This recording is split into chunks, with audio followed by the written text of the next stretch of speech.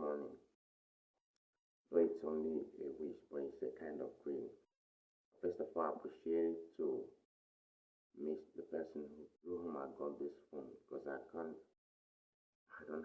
experience love around here. So I was sick one of the times, so I contacted one. He doesn't know me from anywhere. So he gave me money for medication, for hospital for medication. That's money with which I bought this phone. It's been 3 years now. Now I can no longer access network when I'm home.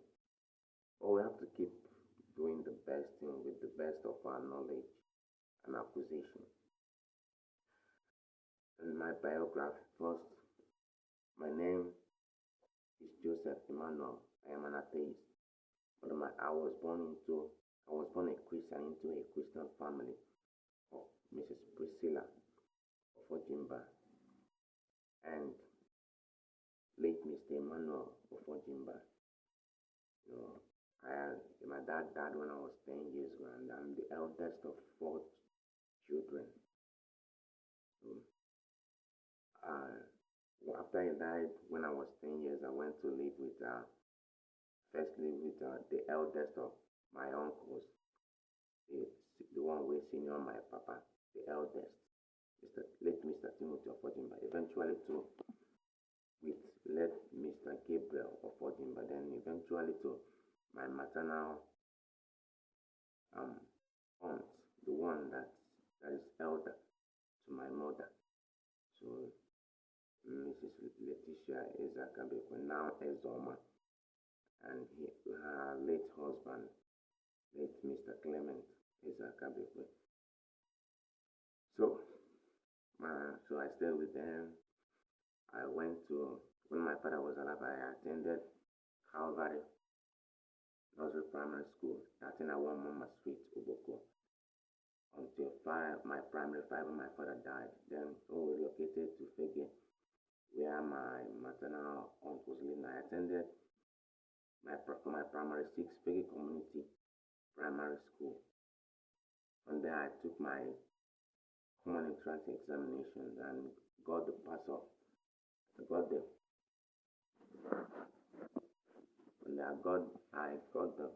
cut-off mark for Dennis Memorial Grammar School, Onisha. Then I went. But initially, I wanted to attend CKC, Christ the King College, Onisha, but my people there persuaded me. They were like, my cousin, the son of my mother's sister, attended BMJS. So they were like, BMJS is the best school anybody can think of. So I put it as my first choice. Eventually, I got the passer. I got the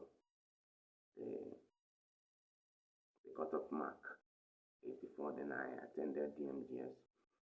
But then in our primary S50A, SS2, we are told to go and check for our names at the notice board. So I went, I didn't see my name. That means I wasn't qualified to pay for WAEC. So I couldn't take WAEC, and I was a shy person. We used to feel timid after my dad died, when I kind of treatment, I used to feel timid. So I wasn't taking my results, my yearly results, and nobody was asking about it. So I went like I didn't know that I didn't pass for SSS. So when I went to the notice, but I didn't see my name. But I eventually took GCE. But I didn't pass for. I didn't have any certificate. And then after my secondary school, I stayed with my stayed in my aunt's house for a few more years, making it almost 10 years with them. But then there's no help coming our way. My cousin there is now very rich, has five-story buildings in Pege, if they go on Isha. But it was like I called NAFDAC on him. But it wasn't so. Those were my religious days. I was like, those things was against my faith. So I didn't call him in after. I was like, I excused myself a number of times. telling me that I'm not interested in the business, or he pressurized me. I think I was like, if I tell our mother, it will still be the same thing. So I said, let me go and tell our landlord, Mr. Jerome Adime. We are living at 29 Otuano Street that time, those days. So I told him. I didn't know that he called NAFTAC for him, on him. Nobody told me. It's been years, and nobody told me about that. And I think that would have happened before I was 18, or 18 was a couple. I don't know. Nobody told me that NAFTAC arrested him. So still carrying the hate, the carrying having that grudge against me, and you didn't tell me. But they are Christians, and according to the Bible says God is love, and also in the Bible, you will also find so I hate, but Jacob I love. You see, the religion and religious books, they are full of lies and contradictions. So we went, and you can see this eye is red, and all the antipsychotic injection they give me around it kind of makes my right side kind of paralyzed, kind of half dead. I don't know. So that's how we're seeing the hate in our family. There are people around with money, but it seems that they have a same decision that nobody should help me. But it's fine. One thing that matters, once there is life.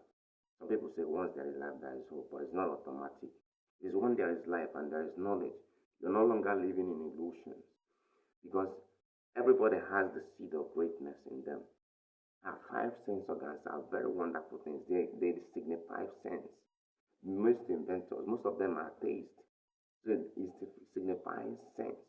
So to achieve great things in life, naturally, positively, you need sense. You need your sense organs, and to be that you have sense organs to need to be at work. If you're not sidelining your sense organ, the future is bright for you. But if you're living in the illusions called religion, you can only rely on luck. Maybe you're born into silver spoon, or you're lucky you won lottery, or you just met somebody who just gave you money for nothing. Then that is it. Or maybe you're living in countries or regions where their government can give you grants or loan, and then you're lucky. But if you're living in a kind of Africa or Nigeria, now the present administration is the only one that have had the mind to remove fuel petroleum subsidy. The only thing that the Nigerian government is paying for our citizenry. That's one thing about it. And the president is Muslim, his vice president Muslim. The first time we are having the same religion in the seats. That's really the disadvantage, or the awkwardness of religion. It's a bad thing.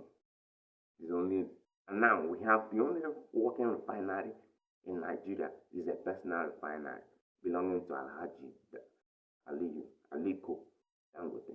A personal refinery. Whereas the country has four refineries, but only four refinery. But the one working is a private refinery. That's where we are in Nigeria. So, a musical talent, I'm doing the best I can with the best of my knowledge and ability. So that's what I'm doing. So, and maybe psychiatrist in the house. Is there any antipsychotic? Because those days I used to maybe once in a while, my religious days. Because if you talk about being religious, I've been religious to the core. I was once a catechist in the Anglican Diocese of Calabar. Is it night vigils I've attended? Is it fasting and prayer I've done? Is it programs I've attended? Is it the Bible? I have it in my head. We knew it from right the time we were small. So when my father was alive, we aren't used to staying at home except on Saturdays. Every day we used to go attend one church activity or one religious church activity or the other. So The man died poor and young. Money he didn't make. Long life he didn't live. Whereas the Bible says, with long life will I satisfy you. Psalm 91, Psalm 96, 91 verse 6, thereabout. So with long life will I satisfy you. And I love the Bible says, silver is my gold. My man didn't die poor, died poor and young. So to tell you that religion does no good for anybody, it's simply living in lies and illusions. So my dad, I knew the Bible. So my father served God. He didn't make money. He didn't live long. But I said, let me prove it by myself. I've done many things in the religious way to see how things can work. But it's fine as long as there is life and there is knowledge. You are living in illusion. You're facing reality. There is life and you're facing reality. You're no longer living in the illusions called religion. The future is bright. That's all I can say for now. If there's any other thing that you want to know from me, you can let me know in the comment section. I'll be looking forward to hearing from you. Bye for now.